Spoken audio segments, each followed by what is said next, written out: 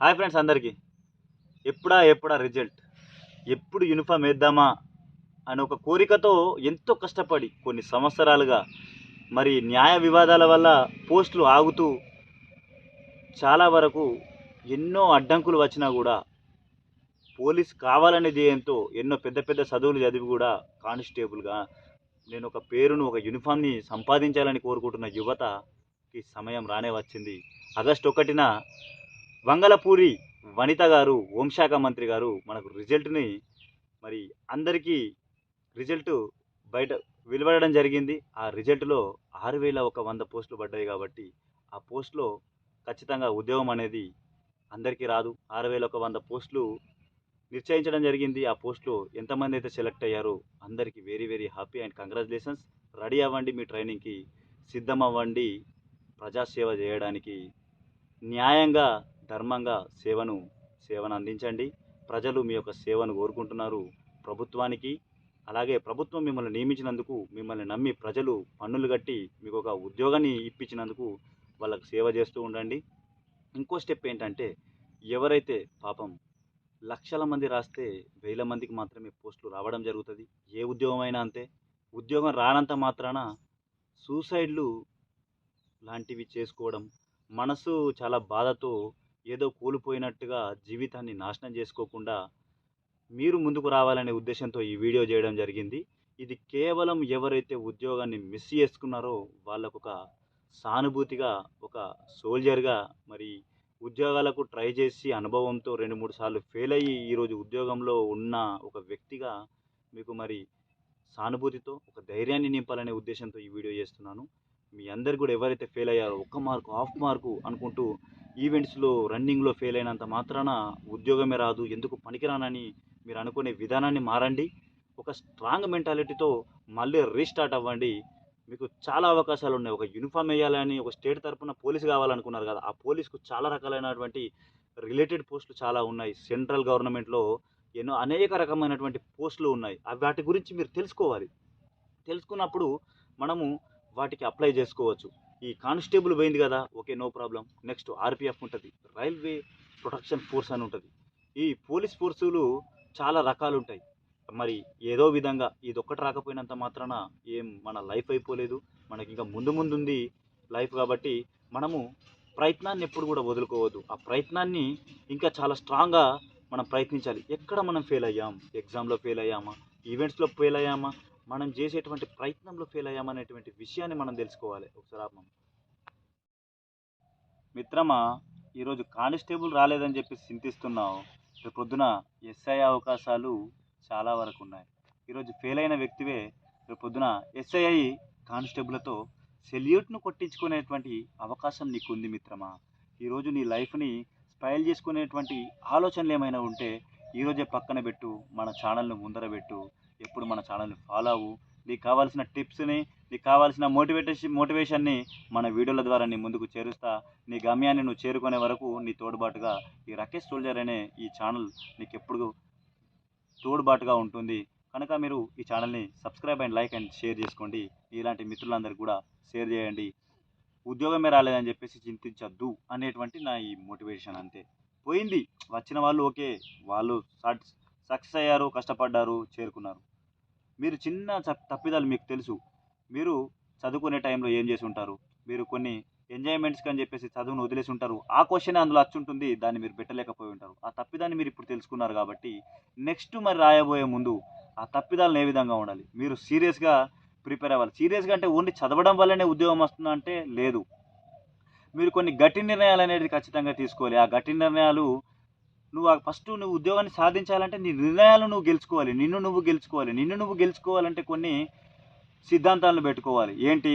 ఒకటి వచ్చేసి, నేను చదువుతున్నప్పుడు వేరే ఆలోచనలు ఒకవేళ వస్తే ఆ చదువుని వెంటనే పక్కన పెట్టేసి ఒక 5 మినిట్స్ కళ్ళు మూసుకొని ధ్యానం చేసుకొని నేను ఎందుకు వచ్చినా, ఇక్కడికి వచ్చి ఎందుకు చదువుతున్నా, నేను చేయాల్సిన పని ఏంటిది, నేను ఆలోచిస్తున్న విధానం ఏంటిది, జరిగింది గతం గతహ అంటారు. అంటే నీకు ఇప్పటి వరకు ఉద్యోగం రాలేదు, నీ వయసు గడిచిపోతూ ఉంది. చివరి ఏజ్లో ఉన్న వాళ్ళు కూడా ఉంటారు. నా ఏజ్ గడిచిపోతుంది, నాకు ఇటు మ్యారేజ్ చేసుకోవాలి, నేను ఇటు ఉద్యోగంలో సక్సెస్ కావాలి, ఆర్థికంగా సమస్యలు ఎన్నో ఉన్నాయి, వాటన్నిటిని అధిగమించాలని చెప్పేసి ప్రతి ఒక్కరికి కామన్గా నీ వయసు అయిపోతుందంటే ప్రతి ఒక్కరు కూడా ఇలాంటి ఆలోచనలు వస్తాయి, రావని కాదు. వాటిని పక్కన పెట్టి నీ చదువును ముంగట పెట్టి చదువు. అప్పుడు ఎగ్జామ్ ప్యాటర్న్ ఏ విధంగా ఉంది, ఎలాంటి క్వశ్చన్స్ వస్తున్నాయి, ఏ విధంగా నేను వాటిని ఎదుర్కోవాలి అనేటువంటి ఆలోచనలతో నువ్వు చదువుతూ నీ యొక్క ఇంప్రూవ్మెంట్ని పెంచుకోవాలి. ఫిజికల్గా నీకు వెయిట్ తక్కువ ఉంది, రన్నింగ్లో తక్కువ ఉన్నావా, ఈవెంట్స్లో వచ్చేసి నువ్వు 100 మీటర్స్ స్ప్రింట్లో తక్కువ ఉన్నావా, 1.6 మీటర్స్లో తక్కువ ఉన్నావా, లాంగ్ జంప్లో తక్కువ ఉన్నావా, హై జంప్లో తక్కువ ఉన్నావా, సిగ్గుపడకుండా దాన్ని మాత్రమే ప్రయత్నం చెయ్యు. నీ స్టడీని మొదలుపెట్టు, స్టడీని ఎప్పుడు ఆపకు. ఉద్యోగం అనేది తప్పకుండా నీ దగ్గరికి వస్తుంది. ఇవేవి కాకుండా నేను ప్రయత్నం చేస్తున్నాను కానీ ఫెయిల్ అవుతున్నానంటే దేంట్లో తక్కువనే. హైట్లో తక్కువన్నా ఫెయిల్ అవుతాం అంటే అది కుదరతి. మనము పుట్టగానే డిసైడ్ అయింది మనం హైట్ పెరిగినాం, దానికి ఒకవేళ ఎలిజిబుల్ ఉంటేనే మనం కానిస్టేబుల్ చేస్తాం, లేదంటే చేయం. ఇది కామన్ థింగ్, ఎవరైనా చేస్తారు.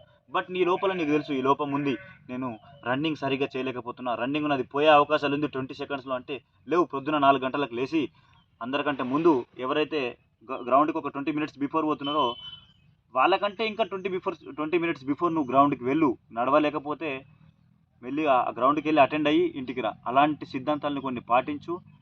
ఫ్రెండ్షిప్ పక్కన పెట్టు. ఎవరైతే నీ సిద్ధాంతం ప్రకారం నడుస్తున్నారో అలాంటి ఫ్రెండ్స్ల యొక్క ఫ్రెండ్షిప్ చేయు. అప్పుడు నీకు ఆ వాతావరణం అనేది ఎప్పటికీ ఉంటుంది. అంతేగాని ఒక్కొక్కడు ఎంజాయ్ చేస్తుంటే తిరిగి వచ్చి మళ్ళీ ఆదుకుంటే ఎంజాయ్మెంట్ గుర్తుకొస్తుంది. అలాగే నీకు ఎవడైతే ప్రయత్నం చేస్తున్నాడో వాడు ఎక్కడ కష్టపడుతున్నాడు వాడిని చూస్తే నీకు ఇంట్రెస్ట్ రావాలి. వాడు లాంగ్ జంప్ చేస్తున్నాడు, వాడు నాకంటే ఎక్కువ దురుకుతున్నాడు, అయినా కూడా వాడు ప్రాక్టీస్ చేస్తున్నాడు, వాడు క్వాలిఫై అవకాశాలు ఉన్నాయి అయినా కూడా వాడు ప్రాక్టీస్ ఎందుకు చేస్తున్నాడు అంటే మెరిట్ మార్క్స్ కావాలి వాడికి. ఒకవేళ ఎగ్జామ్లో మార్కులు తక్కువ వచ్చినా కూడా మెరిట్ తోటి ఈవెంట్స్ ద్వారా జాబ్లో వస్తాయి. ఇలాంటి చిన్న చిన్న మెలకువలు తెలుసుకోవాలి. ఇవన్నీ తెలుసుకోవాలి అన్నట్టు నువ్వు ప్రయత్నం చేయాలి. ఇవి కారణం మీ యొక్క తప్పిదాలు. మీరు ఎందుకు కానిస్టేబుల్ ఉద్యోగాన్ని లాస్ అయ్యారు అని అంటే ఇలాంటి చిన్న చిన్న తప్పిదాలు. స్టడీ చేస్తారు మంచిగానే, కానీ తక్కువ టైం చదివి పడుకుంటున్నారు, వాడు ఇంకొకటి ఎక్కువ టైం చదువుతున్నాడు. సో నీకు వచ్చిన క్వశ్చన్లు నువ్వు తప్పు పెట్టావు, ఎందుకంటే క్లారిటీ లేదు నీ క్వశ్చన్కి. సో ఇలాంటి చిన్న చిన్న తప్పిదాలను మీరు అన్నీ ఇప్పుడు మళ్ళీ పెట్టుకొని సీరియస్గా ప్రిపేర్ అవ్వు. అంతలోపు నీకు ఒకవేళ ఏపీ కానిస్టేబులే లేదా తెలంగాణ కానిస్టేబులే మళ్ళీ కావాలనుకుంటే నువ్వు దానికి ప్రయత్నం చేయి. అంతలోపు నీకు ఒకవేళ ఎలిజిబిలిటీ ఉంటే సెంట్రల్ గవర్నమెంట్ ఫోర్సెస్ కూడా అప్లై చేయి. ఎందుకంటే అక్కడ కూడా ఈవెంట్స్ పెడతారు, అక్కడ కూడా ఎగ్జామ్లు పెడతారు. వాటిని రాస్తూ ఉంటే నీకు ఒకటి పర్ఫెక్ట్ దిశ అంటే నీకు ఈజీగా నువ్వు పాస్ అవ్వడానికి ఆస్కారం ఉంటుంది. నీకు ఇంట్రెస్ట్ లేకపోతే వెళ్ళకు, ఇంట్రెస్ట్ ఉంటే దీనికి చేయు. కాకపోతే ప్రయత్నము. మనం ఒకవేళ ఉద్యోగానికి రాస్తూ పరిగెడుతూ ఉంటే ఏంటంటే అది మనకు ఒక హ్యాబిట్ లాగా తయారైపోతుంది. రేపు పొద్దున నువ్వు పరీక్షకి వెళ్ళినా కూడా పరీక్ష నీకు సింపుల్గా మార్క్ టెస్టులు పెడతారు కదా, ఆ విధంగానే అయిపోతుంది. నువ్వు సింపుల్గా పాస్ అవ్వడానికి ఆస్కారం ఉంటుంది. మీరు బాధపడకండి. బాధపడకుండా మీ మెంటల్గా స్ట్రాంగ్ అయ్యి తప్పకుండా మీరందరూ కూడా ఉద్యోగాన్ని సాధించిన తర్వాత నా యొక్క ఛానల్కి అన్నయ్య నువ్వు చెప్పిన ఈ మోటివేషన్ ఈ యొక్క వీడియోని విన్న తర్వాత మాకు చాలా మోటివేషన్గా అనిపించింది, మేము తప్పకుండా ఏదో ఒకటి సాధిస్తాం అని అన్న వాళ్ళు మాత్రం తప్పకుండా నా కింద కామెంట్ పెట్టండి. అలాగే సాధించిన తర్వాత 2-3 ఇయర్స్ తర్వాత కూడా నా ఛానల్కి వచ్చి కామెంట్ చేయండి, అన్నయ్య నేను సాధించానని. ఇంతే మీ నుంచి నేను కోరుకునేది. ఎందుకంటే ఒక ఆస్పిరెంట్గా ఫెయిల్ అయిన వ్యక్తిగా నేను కూడా ఒక 2 టైమ్స్ ఫెయిల్ అయ్యి మరి ఆర్మీలో జాయిన్ అవ్వడం జరిగింది. ఎవరు కూడా ఫెయిల్ అవ్వకుండా ఫస్ట్ టైమే కొట్టారు అని అంటే అది చాలా తక్కువ మందిలో ఉంటుంది. ప్రతి ఒక్కరు కూడా ఫెయిల్ అయ్యి నేర్చుకుంటారు నా తప్పిదం ఎక్కడ జరిగిందని. ఆ తప్పిదాన్ని మళ్ళీ పునరావృతం కాకుండా చూసుకోవాలి, దాన్ని మళ్ళీ రిపీట్ కాకుండా చూసుకోవాలి. తప్పిదం తెలిసి కూడా మనం తప్పు చేస్తున్నామనంటే మనము మన లైఫ్ను మనమే స్పాయిల్ చేసుకుంటున్నామని అర్థం. సో కావున మిత్రులారా మీరందరూ కూడా ఎలాంటి మీ ఆలోచనలు ఈ టైంలో చాలా డేంజర్గా ఉంటాయి. సూసైడ్ల వరకు కూడా వెళ్ళేవారు ఉంటారు కాబట్టి వాళ్ళందరినీ ఆపాలి అని చెప్పి ఉద్దేశంతో నేను ఈ వీడియో చేస్తున్నాను. నా వీడియో కనుక మీకు ఉపయోగకరంగా అనిపిస్తే దయచేసి నా ఛానల్ని సబ్స్క్రైబ్ చేసుకొని నా ఛానల్ని ఫాలో అవ్వండి. ఎవరైనా డిప్రెషన్లో ఉంటే ఈ వీడియోను తప్పకుండా షేర్ చేయండి. వాళ్ళను ఆపిన వ్యక్తిగా, ఒక బంధువుగా, ఒక మిత్రునిగా నీ యొక్క విధి ఈ వీడియోను వాళ్ళ దగ్గరికి పంపి వాళ్ళ వారి యొక్క భవిష్యత్తును ముందుకు తీసుకెళ్లే వ్యక్తిగా నువ్వు ఉండాలని చెప్పేసి కోరుకుంటున్నాను. అందరికీ ధన్యవాదాలు నా ఛానల్ చూస్తున్నందుకు, నా ఛానల్కి సపోర్ట్ ఇస్తున్నందుకు. Bye bye.